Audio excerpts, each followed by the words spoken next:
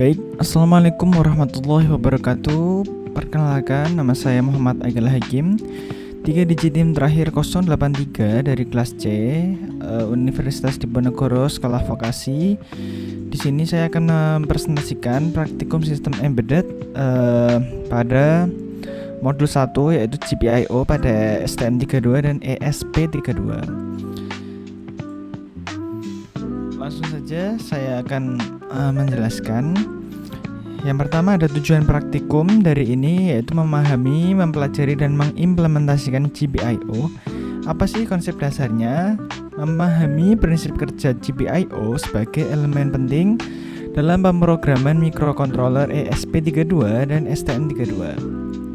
Ada metode input dan outputnya di sini, yaitu mempelajari berbagai mode konfigurasi GPIO: push, pull, open, drain, pull up, pull down untuk memilih konfigurasi yang tepat. Terakhir ada implementasi praktis, yaitu mengaplikasikan teori ke dalam percobaan nyata, yaitu kontrol LED, pembacaan tombol, dan sistem kontrol akses laboratorium. Ini ada konsep dasarnya GPIO, yaitu GPIO kepanjangannya yaitu General Purpose Input Output. Apa itu GPIO? GPIO adalah pin digital pada mikrokontroler yang dapat dikonfigurasi sebagai input atau output sesuai kebutuhan. GPIO merupakan antarmuka utama mikrokontroler untuk berkomunikasi dengan dunia luar, LED, push button, sensor, relay, dan modul. Jadi itu seperti untuk yang penting itu bisa berkomunikasi lah dari yang luar, misal ada hardware gitu ya, dan kita mau sambungan kepada software ya, seperti itu. Ini platform yang digunakan ada STM32 menggunakan Xtensa LX6 dual core 34 GPIO. Sudah ada WiFi dan Bluetooth built-in. Kedua ada STM32, yaitu dengan tipe ARM Cortex-M yang memiliki high performance lini produk luas. Nah, ini ada beberapa perangkat yang terhubung melalui GPIO. Yang pertama ada LED, button, sensor, relay, dan keypad. Ini ada mode output GPIO. Pertama ada mode push-pull, yaitu menghubungkan pin ke VCC high atau ground low, menghasilkan sinyal high atau low yang kuat dan jelas. Tidak memerlukan resistor pull-up eksternal, cocok untuk kontrol LED relay dan output digital umum. Kedua ada open drain, hanya dapat menarik pin ke ground atau low, memerlukan resistor pull-up eksternal untuk status high. Fleksibel untuk komunikasi multi-device, I2C atau wire, memungkinkan beberapa device berbagi satu jalur sinyal. Ini ada modenya, ada beberapa mode input GPIO. Pertama ada pull up resistor, yaitu menghubungkan pin input ke VCC, memastikan sinyal high yang stabil saat saklar terbuka. Tombol aktif low. Kedua ada active high, perangkat berfungsi ketika sinyal berada pada kondisi high. Logika 1 digunakan bersama konfigurasi pull down. Ketiga ada pull down resistor, yaitu menghubungkan pin input ke ground, memastikan sinyal low yang stabil saat saklar terbuka. Tombol aktif high. Ini ada fungsi debounce, menstabilkan sinyal dari saklar mekanis, mencegah pemicuan. Nah, selanjutnya ada perbandingan ya, frameworknya dari STM32 atau HAL dan ESP-IDF. Yang pertama ada library berbasis register, pendekatan prosedural, kontrol mendetail atas perangkat keras, memerlukan pemahaman mendalam arsitektur MCU. Konfigurasi via STM32 CubeMX atau kode C murni, ideal untuk sistem real-time deterministic. Kedua ada ESP IDF, framework event driven dengan dukungan FreeRTOS. Manajemen multitasking dan event handling lebih mudah. API GPIO tingkat tinggi dan intuitif, mendukung WiFi, PLE, dan protokol IoT bawaan. Ideal untuk proyek IoT dan embedded yang kompleks, seperti itu ya. Nah, ini ada rangkaian hardwarenya ya, konfigurasi pull up dan pull down circuit. Ini bisa kita lihat atau teman-teman lihat pada sini. Ini ada GPIO-nya di bagian atas, kemudian ini pinnya menyambung dengan ground. Ya, ini pull up ya. Ini resistor, Kemudian ada pull down circuit seperti itu. Nah, integrasi percobaan sistem kontrol akses laboratorium. Sistem kontrol akses laboratorium berbasis GPIO mengintegrasikan LED indikator, keypad matrix, dan interrupt handler dengan teknik debounce dan untuk keandalan sistem yang tinggi. Pertama, untuk mengontrol LED, GPIO dikonfigurasi sebagai output push-pull untuk mengontrol LED indikator secara efisien. LED menampilkan status sistem, akses diterima atau ditolak, mode standby, dan error. Kedua, ada pembacaan tombol dan keypad. Implementasi keypad matrix dengan scanning baris kolom memungkinkan input kode akses multi-digit. GPIO input dikonfigurasi dengan pull up internal untuk stabilitas. Ketiga, ada interrupt and debounce. Interrupt berbasis GPIO XT atau GPIO ISR memastikan responsivitas tinggi.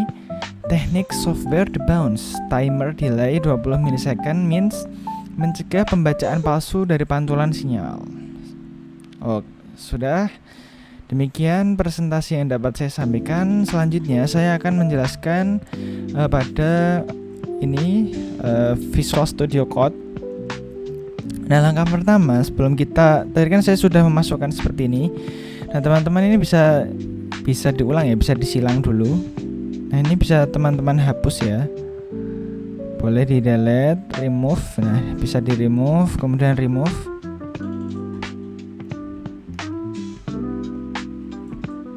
Nah, seperti itu.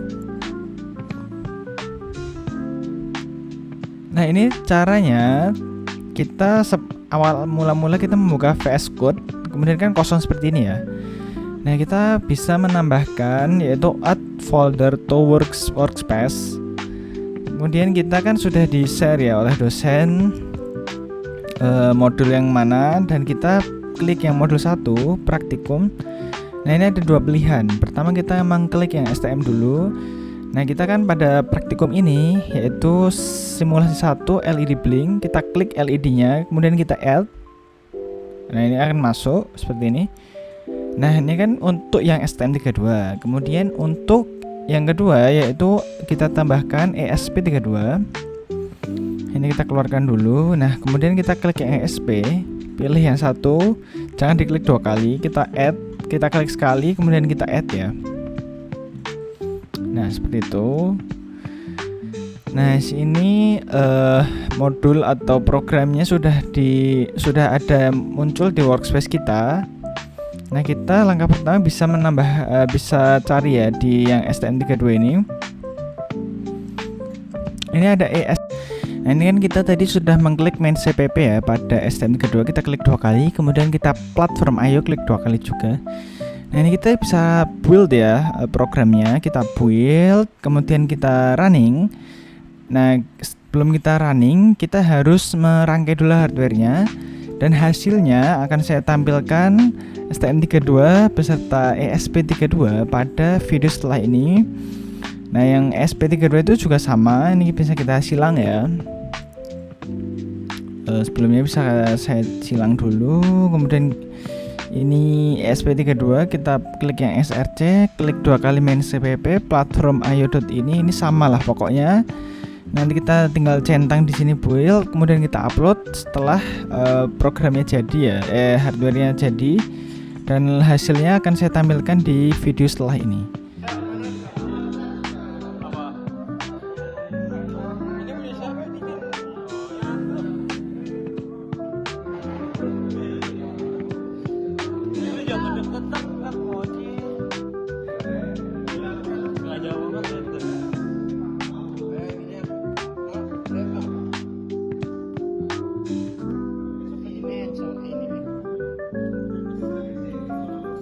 Bukan direkam ini, ngoncengin doang aja. Yang direkam ini kocak.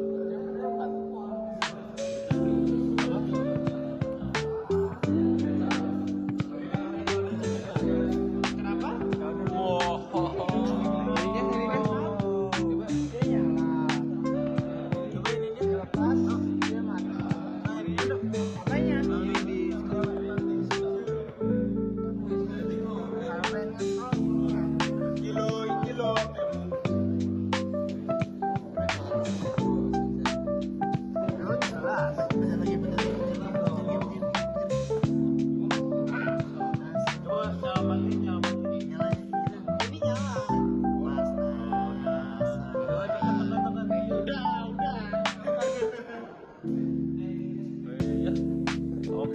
Baik, mungkin demikian yang dapat saya presentasikan. Apabila ada kekurangan mohon dimaafkan.